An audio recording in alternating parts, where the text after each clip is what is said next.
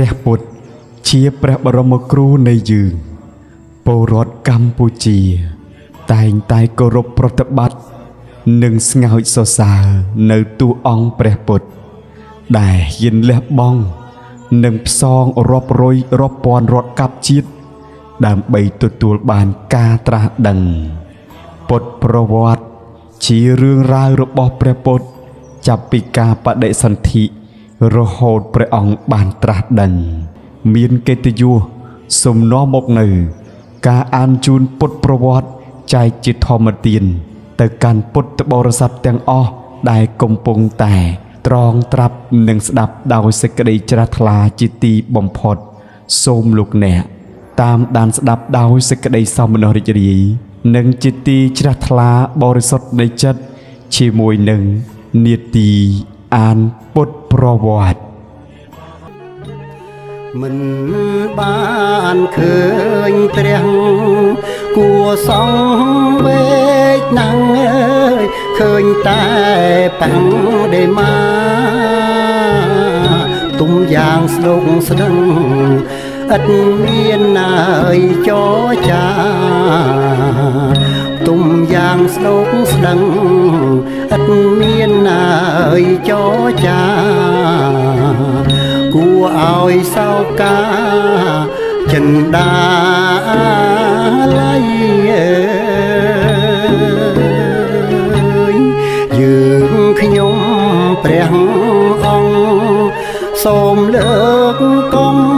បងអើយបងអោនហង្រតីយើងខ្ញុំព្រះអង្គសូមលើកកុំបងអើយបងអោនហារតីគោរពវន្ទាអង្គព្រះអើយចិនស្រីគោរពវន្ទាអង្គព្រះអើយចិនស្រីសូមមានសេរីបកុសៈបង្គំទូលព្រះសាស្តាអំពីការមានសញ្ញាភ្ញាក់រលឹកនិងប្រកបទៅដោយវិហិលធម៌ដ៏ស្ងប់រងាប់របស់អាឡារតបោកាឡាមកោតក៏ប៉ុន្តែបន្ទាប់អំពីព្រះពុទ្ធបានញ៉ាំងឲ្យខ្លួនច្បាស់ដោយព្រះភាសិតនិងកាន់យកដោយរីករាយនៅធម្មិកថាមកបកុសៈមូលបុត្រក៏កើតមានសេចក្តីជ្រះថ្លានិងពោលពាក្យសរសើរដល់ព្រះពុទ្ធថាបបិទ្ធព្រះអង្គដ៏ចម្រើនសេចក្តីជ្រះថ្លារបស់ខ្ញុំព្រះអង្គដែលបានកើតឡើងចំពោះអាឡារតបោកាឡាមកោតនេះខ្ញុំព្រះអង្គរយចោលនៅក្នុងខ្យល់បណ្ដែតចោលនៅក្នុងស្ទឹងអស់ទៅហើយបបិទ្ធព្រះអង្គដ៏ចម្រើនភាសិតរបស់ព្រះអង្គច្បាស់ពេកណាស់ព្រះអង្គគឺជាបុគ្គលផ្ងាឡើងនៃរបស់ដែលគេផ្កាប់បើកឡើងនៅរបស់ដែលគេបានគ្រប់ទុកចង្អុលប្រាប់ផ្លូវដល់បរោះដែលវង្វេងផ្លូវនិងត្រូលប្រទីបបំភ្លឺនៅក្នុងទីងងឹតបុគ្គលដែលមានចក្ខុភ្លឺមើលឃើញរូបច្បាស់យ៉ាងណាធម៌ដែលព្រះអង្គទ្រង់ប្រកាសដោយអនេកបរិយាយហើយក៏យ៉ាងដូចនោះដែរបបិទ្ធព្រះអង្គដ៏ចម្រើនខ្ញុំព្រះអង្គសូមដល់នៅព្រះពុទ្ធព្រះធម៌និងព្រះសង្ឃជាសរណៈចាប់តាំងអំពីថ្ងៃនេះតទៅសូមព្រះដ៏មានព្រះភិក្ខទទួលខ្ញុំព្រះអង្គថាជាឧបាសកដល់នៅសរណគមស្មើនឹងជីវិតផងចុះក្នុងគ្រានោះបកុសៈមូលបុត្រហៅបរិសម្នាក់ថាមនាលនាយចូលអ្នកយកសម្ពុតស្បង់ដែលមានសាច់ម៉ត់មួយគូ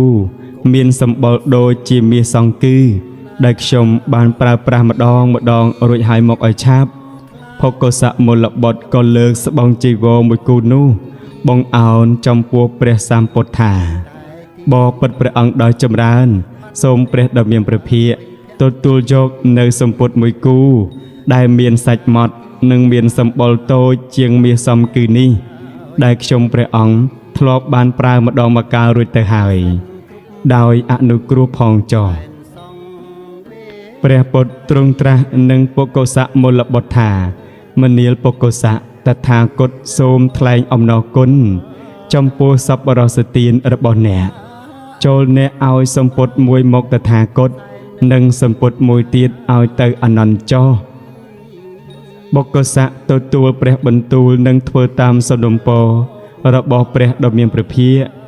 បន្ទាប់អំពីព្រះពុទ្ធទ្រង់ប្រទានឱវាទឲ្យមានចិត្តឃ្លាវខ្លារួចមកបុគ្គស័កក៏ក្រាបថ្វាយបង្គំលាព្រះពុទ្ធនិងភិក្ខុសង្ឃទាំងឡាយចេញបាត់ទៅដោយសារស្បង់ចីវររបស់ព្រះដ៏មានព្រះភិក្ខរហាយដាច់និងប្រឡាក់ដីស្រមោកព្រះអានន្ទយកស្បង់ថ្មីដែលបុគ្គស័កទើបនឹងប្រគេននោះទៅផ្លាស់ថ្វាយ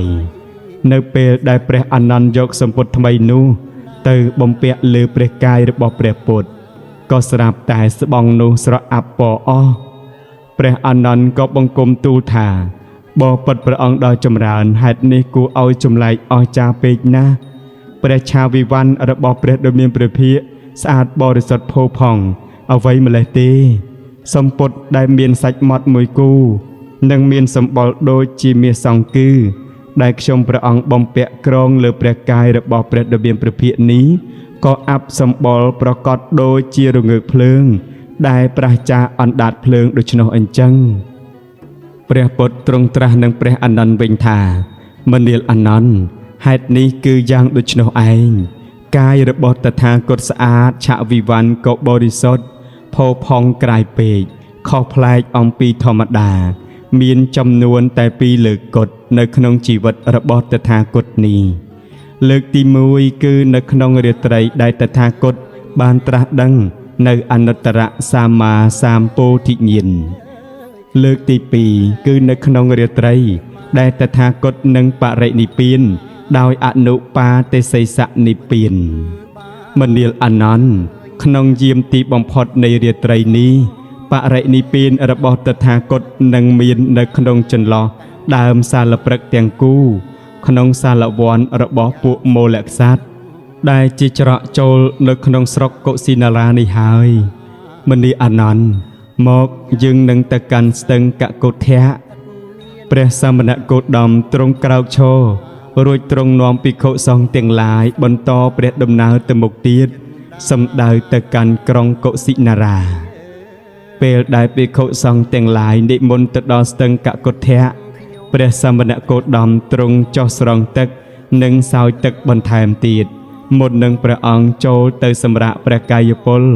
នៅក្នុងចំការស្វាយមួយនៅជិតនោះទីនោះព្រះពុទ្ធទ្រង់ត្រាស់នឹងភិក្ខុចន្ទកៈជាអតីតឧបថារបស់ព្រះសារីបុត្រថាមនាលចន្ទកៈចូលអ្នកក្រាលសង្គាដីមានជាន់4ឲ្យតថាគតដោយឆាប់តថាគតលះលហើយខ្លាំងណាស់តថាគតនឹងសឹងចន្ទកៈភិក្ខុក៏ទទួលព្រះបន្ទូលថាព្រះករុណាព្រះអង្គហើយក៏ក្រាលសង្គាដីមានជាន់4ថ្វាយព្រះពុទ្ធក៏ទ្រង់សម្រាកសីហសីហាទំរេតព្រះវរកាយផ្អៀងចុះទៅខាងស្ដាំទ្រង់យកព្រះបាទឆ្វេងដំរួតត្រួតពីលើព្រះបាទស្ដាំទ្រង់មានព្រះសតិនិងសម្បជញ្ញៈធ្វើទុកនៅប្រតិនៅពុទ្ធានសញ្ញានៅក្នុងសេចក្តីសម្គាល់ថាទ្រង់នឹងក្រោកឡើងវិញរីឯចន្ទកវិខុក៏អង្គុយគាល់ចំពោះព្រះភ័ក្ត្រព្រះដ៏មានព្រះភិក្ខនៅក្នុងទីនោះព្រះសាស្តាទ្រង់ត្រាស់ហៅអានន្ទមកផ្ដាំថាមនាលអានន្ទបើបុគ្គលណាមួយញ៉ាំងសេចក្តីក្តៅក្រហាយស្ដាយក្រោយឲ្យកើតឡើងដោយចន្ទកម្មរបទថាជាមនុស្សឥតលៀបឥតអត្តភាពជាមនុស្សអាក្រក់ព្រោះព្រះដ៏មានព្រះភិក្ខសោយបច្ឆិមបណ្ឌបាតចង្ហាន់ចុងក្រោយរបស់អ្នកហើយបរិនិព្វានមនាលអានន្ទអ្នកគប្បីបន្ទោបងនៅសេចក្តីក្តៅក្រហាយស្ដាយក្រោយរបស់ចន្ទកម្មរបទហើយប្រាប់ចន្ទកម្មរបទផងថាមនាលអវសោចន្ទកៈអ្នកពេញជាមនុស្សដែលមានលៀបមានអត្តភាពជាមនុស្សល្អប្រពៃណាស់ព្រោះថាព្រះដ៏មានព្រះភិក្ខទ្រង់សោយបច្ឆិមបណ្ឌបាតរបស់អ្នកហើយទ្រង់បរិនិព្វានមនាលអវសោចន្ទកៈយើងបានស្ដាប់បានទទួលចំពោះព្រះភិក្ខព្រះដ៏មានព្រះភិក្ខ នៅពាក្យដូចនេះថាចង្ហាន់បិណ្ឌបាតរបស់អ្នកទាំងពីរនេះមានផលស្មើគ្នាមានវិបាកស្មើគ្នាមានផលផងច្រើនមានអានិសង្សច្រើនផងក្រៃលែងជាងចង្ហាន់បិណ្ឌបាតនៃអ្នកដទៃចង្ហាន់បិណ្ឌបាតទាំងពីរនោះគឺទី1ព្រះដ៏មានព្រះភិក្ខទ្រង់សោយចង្ហាន់បិណ្ឌបាតណាហើយចង្ហាន់របស់នាងសុជាតាទ្រង់បានត្រាស់ដឹងនៅអនុត្តរសម្មាសម្ពោធិញ្ញាណចង្ហាន់ទី2គឺព្រះដ៏មានព្រះភិក្ខទ្រង់សោយចង្ហាន់បិណ្ឌបាតណាហើយចង្ហាន់នាយចន្ទកៈនេះឯង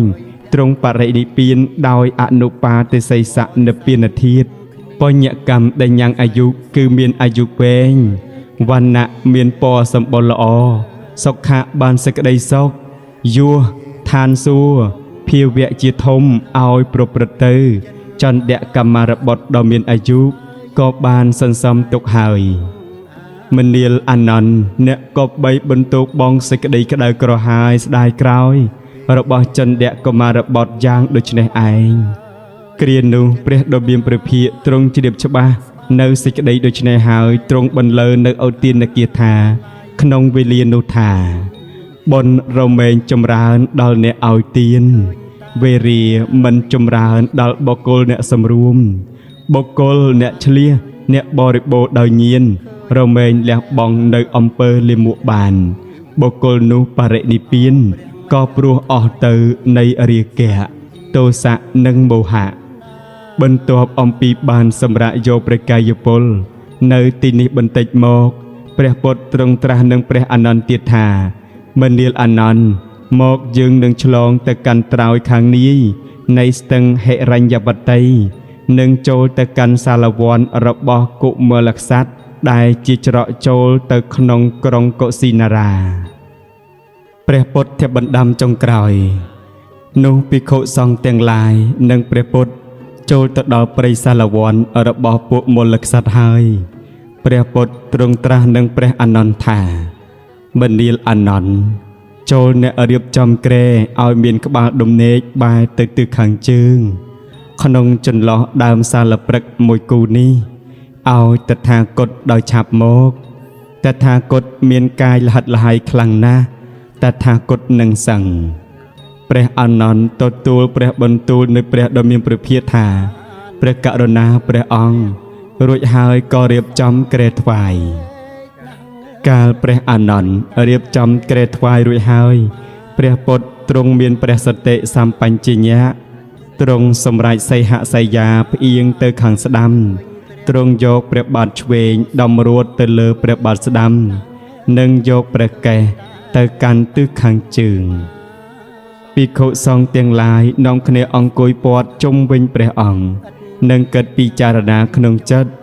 ថាព្រះដ៏មានព្រះភិក្ខប្រកាសជានឹងបរិនិព្វានក្នុងរាត្រីនេះនិងនៅក្នុងទីនេះពុំខាននោះឡើយព្រះដ៏មានព្រះភិក្ខទ្រង់តតសម្លឹងទៅដើមសាលព្រឹក្សរួចទ្រង់ត្រាស់នឹងព្រះអានន្ទថាមនាលអានន្ទអ្នកមើលណោមិនទាន់ដល់រដូវផ្ការីកផងសាលព្រឹក្សទាំងគូមានផ្ការីកស្គូស្គី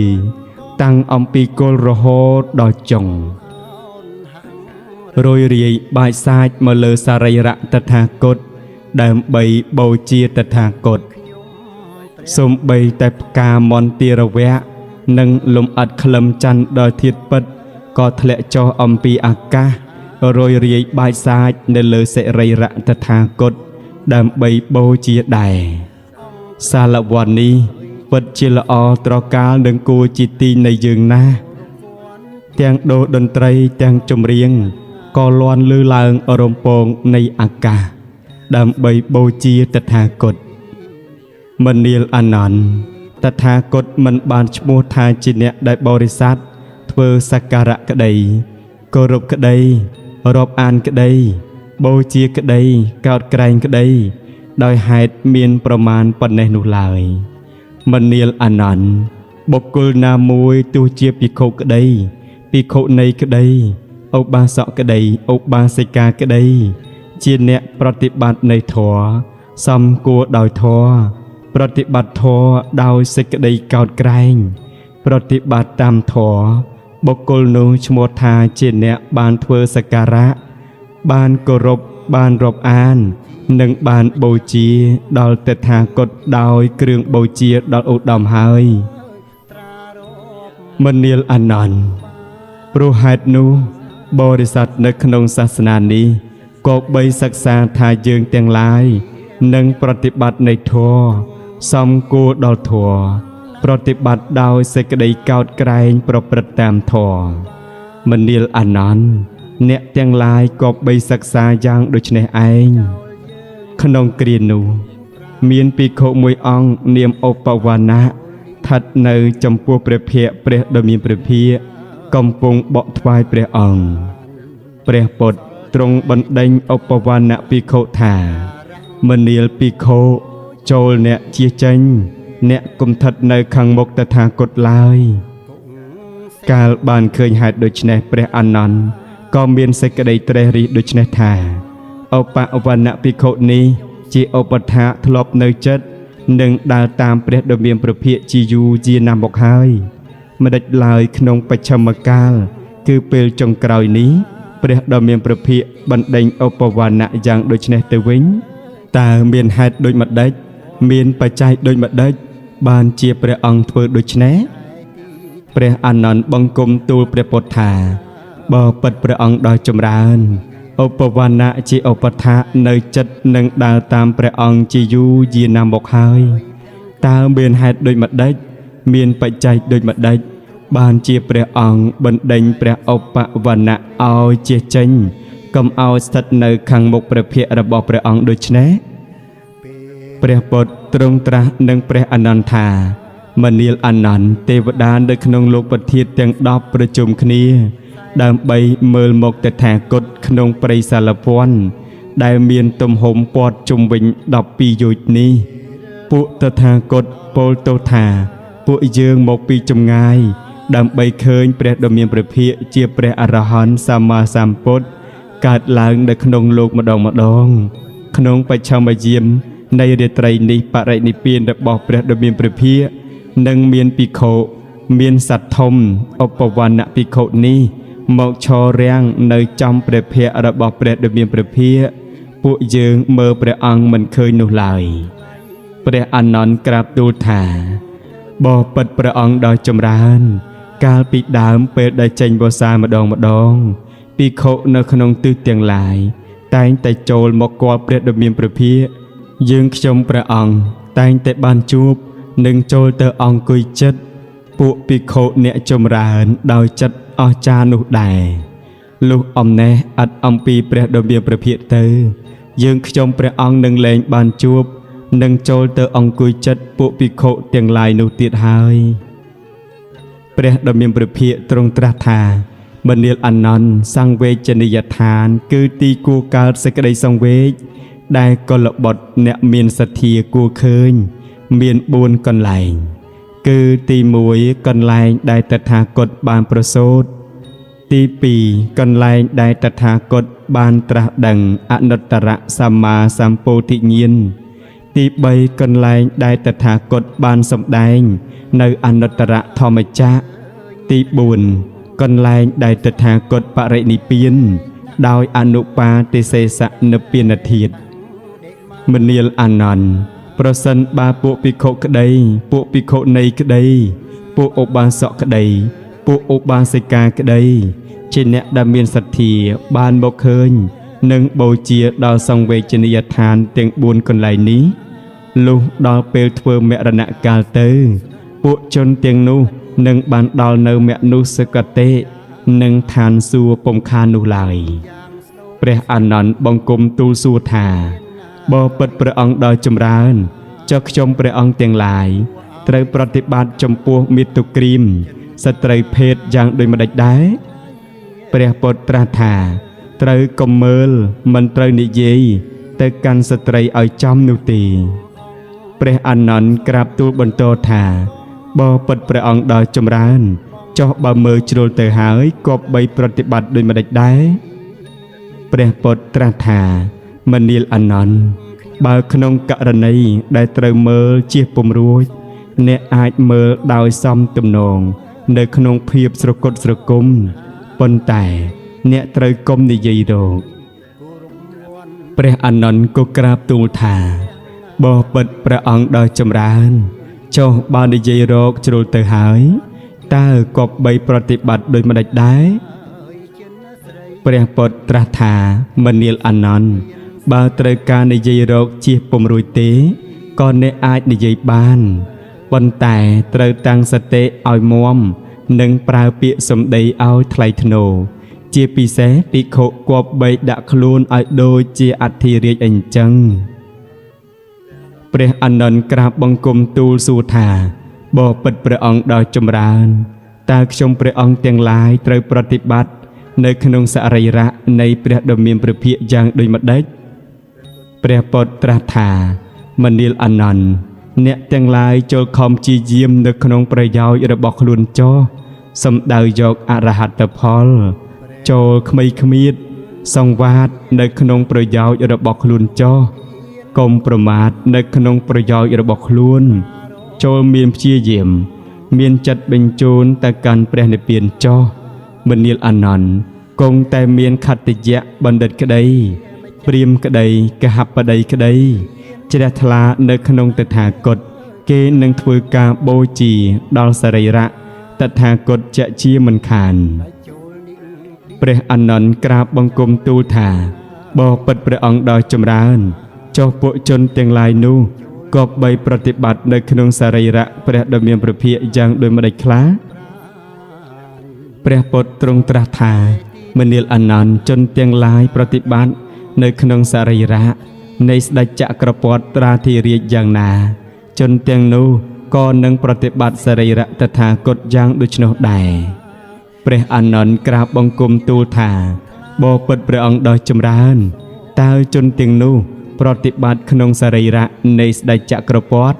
យ៉ាងដូចម្ដេចដែរព្រះពុទ្ធទ្រង់ត្រាស់ថាមនាលអានន្ទជនទាំងឡាយរួមសរីរៈស្ដេចចក្រពត្តិត្រាធិរាជដោយសម្ពុតថ្មីលុះរំដោយសម្ពុតថ្មីហើយទើបរំដោយសំឡីលុះរំដោយសំឡីហើយទើបរំដោយសម្ពុតថ្មីថែមទៀតរំដោយសម្ពុត500គូទើបយកទៅដង្កល់នៅក្នុងមឈូសមាសឡោតខាងក្នុងដែលដាក់ប្រេងនិងក្របដោយមឈូសមាសមួយផ្សេងទៀតយកទៅដង្កល់នៅលើជើងថ្ករួចថ្វាយព្រះភ្លើងសរីរៈនោះដោយគ្រឿងក្រអូបគ្រប់យ៉ាងគេតែងតែធ្វើស្ដូបនៃស្ដេចចក្រពត្តិត្រាធិរាជនៅក្នុងចំផ្លូវបំបីជា4មនាលអានន្ទជនទាំងឡាយប្រតិបត្តិសរីរៈស្ដេចចក្រពត្តិត្រាធិរាជយ៉ាងណាជនទាំងនោះគប្បីប្រតិបត្តិក្នុងសរីរៈតថាគតគប្បីធ្វើស្ទូបរបស់តថាគតនៅក្នុងផ្លូវបំបីជា4នោះចុះជនទាំងឡាយណាលើកឡើងនៅកម្រងផ្កាគ្រឿងក្រអូបគ្រឿងលម្អិតនិងថ្វាយបង្គំធ្វើចិត្តឲ្យជ្រះថ្លានៅក្នុងស្ទូបនោះជនទាំងនោះនឹងនាំមកនៅប្រយោជន៍និងសេចក្តីសុខអស់កាលជាយូរអង្វែងមនាលអានន្ទ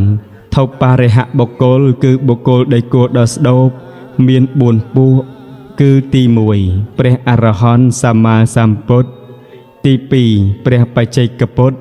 ទី3សាវករបស់ព្រះអរហន្តសម្មាសម្ពុទ្ធទី4ស្ដេចចក្រពត្តិត្រាធិរាជមនាលអានន្ទជនទាំងឡាយណាធ្វើចិត្តជ្រះថ្លាសម្គាល់ថានេះគឺជាស្ដូបរបស់ព្រះសម្មាសម្ពុទ្ធរបស់ព្រះបច្ចេកពុទ្ធរបស់សាវកនៃព្រះអរហន្តសម្មាសម្ពុទ្ធនិងរបស់ស្ដេចចក្រពត្តិត្រាធិរាជជនទាំងនោះលុះបែកធ្លាយរាងកាយស្លាប់ទៅរមែងចូលទៅកាន់លោកសុគតិឬក៏ឋានសួគ៌គ្រានោះព្រះអានន្ទក៏ចូលទៅកាន់វិហារនិងតោងមែកឈើដែលមានសន្តានដូចជាក្បាលស្វាគឺត្រដោកឈរយំរៀបរាប់ដោយប្រការផ្សេងមួយសន្ទុះក្រោយមកទើបព្រះពុទ្ធទ្រង់ត្រាស់នឹងភិក្ខុទាំងឡាយថាមនាលភិក្ខុទាំងឡាយអានន្ទទៅណាបាត់ហើយពួកភិក្ខុក្រាបបង្គំទូលថាបបិទ្ធព្រះអង្គដ៏ចម្រើនយើងខ្ញុំព្រះអង្គបានឃើញព្រះអានន្ទ ចូលទៅកាន់អរោងសម្រាប់សម្រាកកាយកំពុងតែឈរតោងត្រដោកទ្វារយំរៀបរាប់ឯណោះថាអោអាត្មាអញនៅជាសិក្ខបុគ្គលជាអ្នកមិនទាន់បានសម្រេចពន្លឺត្រាស់ដឹងនៅឡើយមានកិច្ចគួរធ្វើតទៅទៀតនៅឡើយឥឡូវនេះព្រះសាស្តាជាអ្នកអនុគ្រោះដល់អាត្មាអញទ្រង់បរិនិព្វានចោលតើមានអ្នកណាអាចកិត្តគូដល់អាត្មាអញច្រើនជាងព្រះសាស្តារបស់អញទៅទៀតព្រះអានន្ទគិតថាអាត្មាអញបានសម្រេចត្រឹមសោតាបត្តិផលអាត្មាអញត្រូវសិក្សាវែងឆ្ងាយបន្តទៅមុខទៀតប៉ុន្តែមិនដឹងជាដោះស្រាយយ៉ាងដូចម្ដេចបើព្រះពុទ្ធទ្រង់បរិនិព្វានបាត់ទៅយ៉ាងដូចនេះព្រះសមណគោតមទ្រង់ត្រាស់ប្រើភិក្ខុមួយអង្គឲ្យទៅតាមហៅព្រះអានន្ទលុះព្រះអានន្ទចូលទៅអង្គុយក្នុងទីដ៏សំគួរហើយព្រះពុទ្ធទ្រង់ត្រាស់លោមថាមនាលអានន្ទណាស់ហើយអ្នកកុំបីសោយសោកឬក៏ខ្សឹបខ្សួលនោះឡើយតថាគតបានប្រាប់អ្នកជាច្រើនដងរួចមកហើយថាសេចក្តីព្រាត់ប្រាសវិនាសប្រែប្រួលចាក់សត្វនិងសង្ខារដែលជាទីស្រឡាញ់ជាទីគប់ចិត្តនោះតែងតែមានជាធម្មតាព្រោះហេតុដូច្នោះតើបុគ្គលបាននៅសេចក្តីមិនព្រាត់នៅក្នុងខណ្ឌតប្រវត្តិនេះមកពីណាធម្មជាតិណាដែលកើតហើយដែលមានហើយដែលបច្ច័យតតែងហើយមានសេចក្តីទ្រុឌទ្រោមទៅគឺជាធម្មតា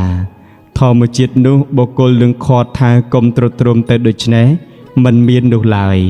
មនាលអានន្ទខ្លួនអ្នកបានបំរើតថាគតជាយូរអង្វែងមកហើយដោយកាយកម្មដោយវចីកម្មនិងដោយមនោកម្មប្រកបដោយសេចក្តីមេត្តានាំមកនៅប្រយោជន៍និងសេចក្តីសុខមិនមានចំណែកពីរគឺឥតបំរើតែនៅក្នុងទីចំពោះមុខនិងឥតបំរើតែនៅក្នុងទីកំបាំងមុខជាកម្មប្រមាណមិនបានសុខស្ងប់ពេកកើ7សប្តា